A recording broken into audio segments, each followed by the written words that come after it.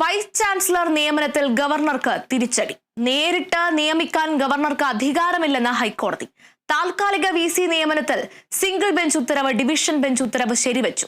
ഗവർണറുടെ അപ്പീൽ തള്ളി.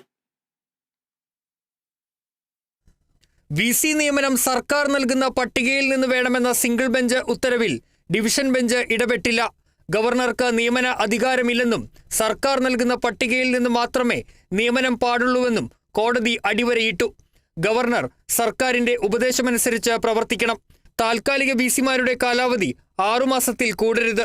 സ്ഥിരം VCയെ നിയമിക്കുന്നതിൽ കാലതാമസം പാടില്ല. സ്ഥിരം VC ഇല്ലാത്തത് സർവകലാശാലകളെ ബാധിച്ചെന്നും കോടതി വ്യക്തമാക്കി.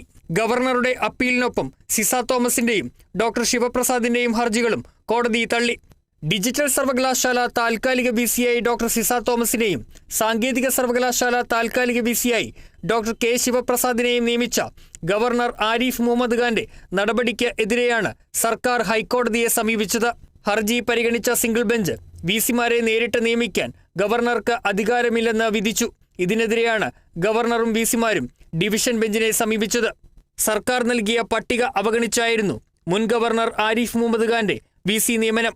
ഹൈക്കോടതി വിധി പ്രതികൂലമായതോടെ സിസ തോമസും ശിവപ്രസാദും താൽക്കാലിക VC സ്ഥാനം ഒഴിയേണ്ടി വരും. Kerala vision news, Kochi.